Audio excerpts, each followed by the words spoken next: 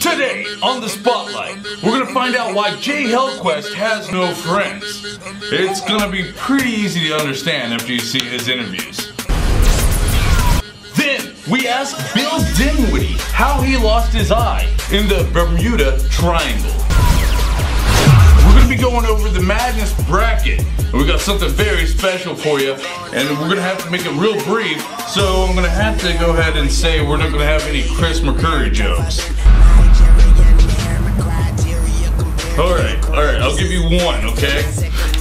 What does Shrek and Chris McCurry have in common? They share the same body.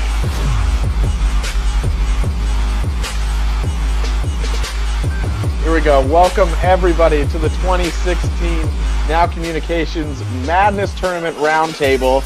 As you can see, we've assembled quite a few experts, the best in the industry. And Cam Connolly's also here. He'll probably say some things.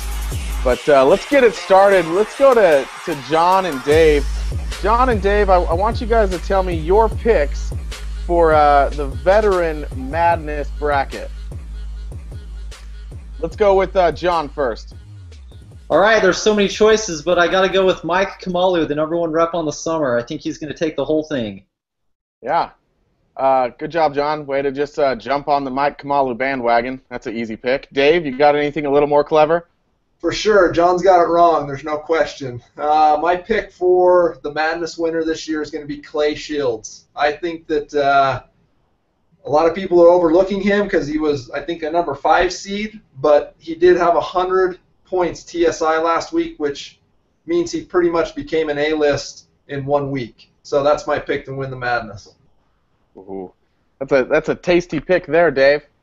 Let's go to the rookies, Dave. Who do you got in the Rookie Madness Challenge? Well, John and I talked a little bit before about who our picks were going to be, and he said, whatever you do, don't pick Taylor Thornhill. But I got to say, he's my pick. Like, the guy's awesome. Like, he's going to dominate the rookie tournament this year. I think Garrett and Eric will also do really well, amongst some other guys. But, yeah, that's my pick, Taylor Thornhill. Hey, Dave, way to pick somebody and then shout out like 5 other people so that nobody gets mad. John, you want to pick one person here in the rookie bracket? Yep, going with Taylor Thornhill. See, I think what Dave did there was a joke. That was nicely done, Dave. I'm gonna go now. Let's go to Cam Connolly, who's here. Nobody knows why, and Dan Force. I want to hear about you guys' favorite matchup. Dan, you matter more, so why don't you go first? Oh, thanks. I appreciate that. That's a good compliment. I think my favorite matchup in the Veteran Madness has to be in the round of 32, Paul Little and Jay Passon. These guys are 2 titans, and it's happening so early on in the tournament. I'm just like, I have no idea what's going to happen. I could see Paul easily taking down Jay or Jay easily taking down Paul, so I'm stoked. Yeah, that's going to be quite a matchup there between the flashy dresser and the man with the legendary soul patch. I'd like to see video of that, mostly. Cam Connolly, who are you most looking forward to seeing match up against each other? Well, Shay. Shay.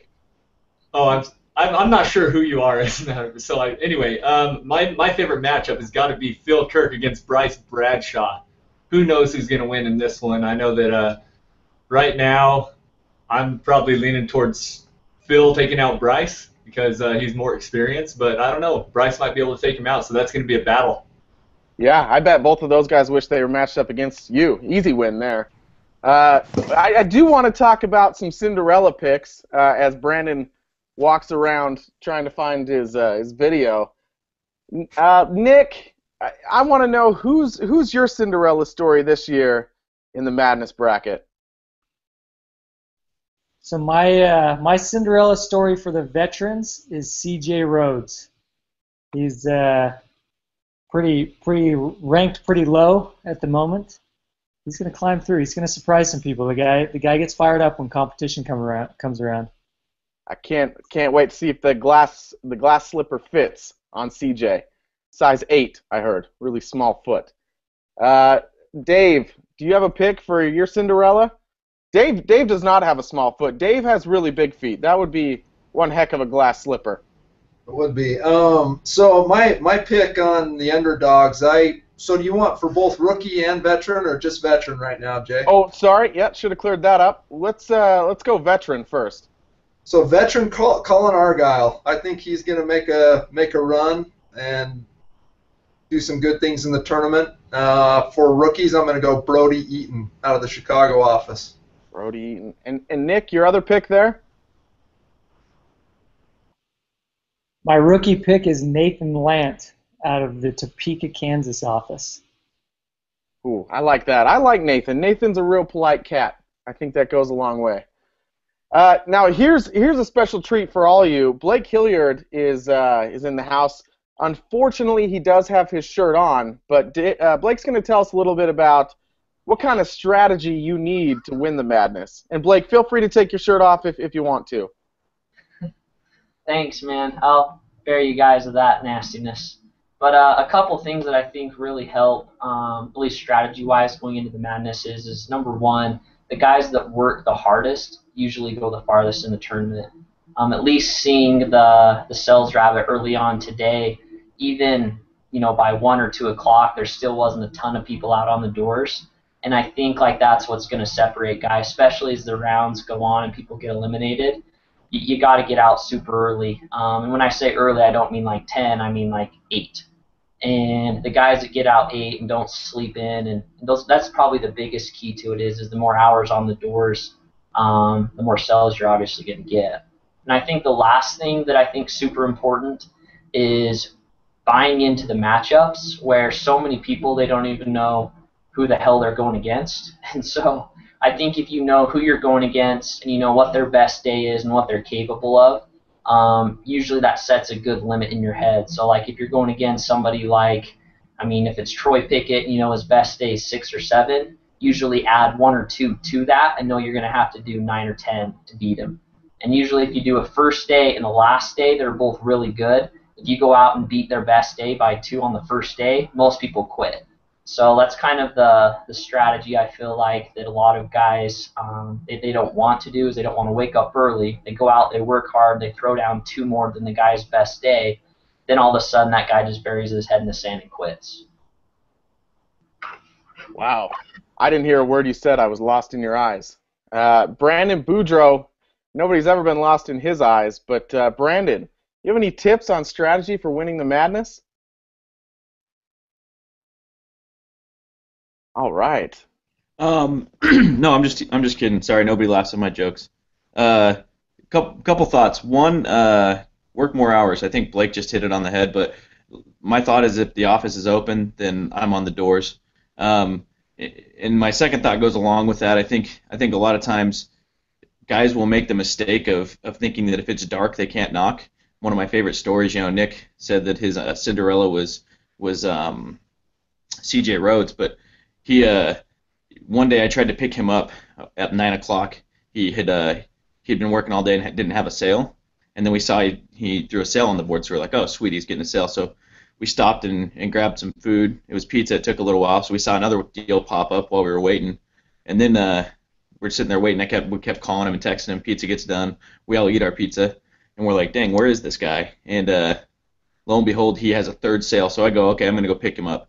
So I drive over to go find where he's at. I find out where the last sale was, and we're driving over there, and he's still knocking as we drive up. He knocks on this door where the lights are off. There's no porch light, no nothing on, and keep in mind it's like 10 o'clock right now, and the guy just keeps knocking. These people come out, flip on their porch light. These 2 ladies, and he's already kind of walked down the street a little bit. He runs back over. He sells both of them. Ends up getting 5 deals after 9 o'clock. So I guess my thought is it's never too late to knock another door.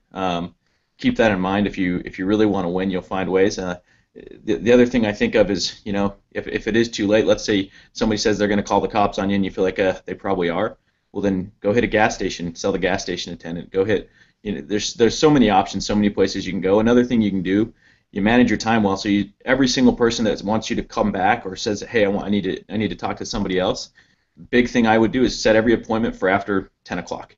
I'd say, okay, well, I work till about 10, so I can come swing by after that or before I head home. Do you mind if I come by at 10 o'clock? block down appointments for 10 to 11. Get those extra time. As long as the office is open, you want to set appointments. Second thought is do what I call the McCurdy 30. Try and beat Brock McCurdy. He's one of the people I've seen work the hardest. He's won this tournament more than anybody I've seen. And what I mean by that is spend less than 30 minutes doing anything but working all day. He packs his lunch. I've seen him. He uses the customers' bathrooms all the time. He doesn't take breaks for social media texts. The guy just is a machine when it comes to selling. If it doesn't lead to a sale, there's no time for it. So I guess those are my thoughts. Is always find time that other people don't have, because if you want to win, that's the difference maker. Interesting thoughts there, Brandon. I always thought the McCurdy 30 was waiting till you were 30 to have your first kiss. So that's interesting there. Here's what I want to talk about. First round upsets. Every single year, somebody gets beat in the first round, and these people need to know they're on upset alert. So I want to go to Cam first, who knows a lot about getting bounced in the first round. Cam, who should be on upset alert in the first round? Oh man, so I got a couple different ones, one for the veteran and one for the rookies. First one is McCray Foster. I feel like he's going to upset Zach Woodward. He's comes from good stock there, McCray does, and I think that he's going to pull it out when it comes competition time. Maybe my second pick for the veterans is going to be Pringle over Pickett. Don't get mad at me, Pickett, that you're going to get beat by Pringle, but I'm calling this upset because I've played a lot of sports with you, Troy, and I'm afraid that you're probably going to twist an ankle or blow a knee out or something out there trying to knock, and that's where Pringle's going to take you out. So those are my upsets. Yeah, I like that pick. You add 30 pounds, and it's a lot easier to start spraining your ankle or your knee. That's a good pick there, Cam.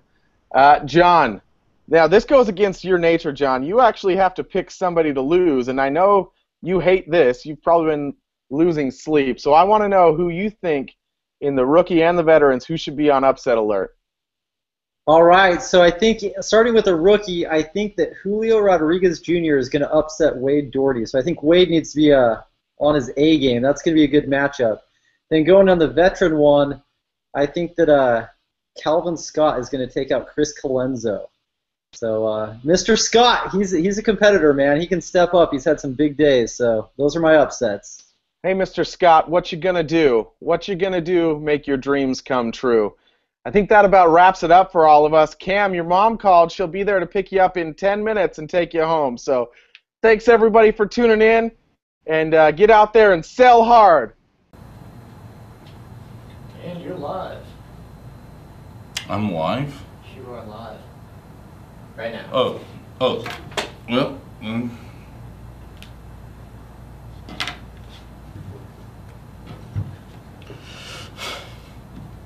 Alright guys, that's our spotlight. I love you. Honestly, keep up work and do it real good. Aight?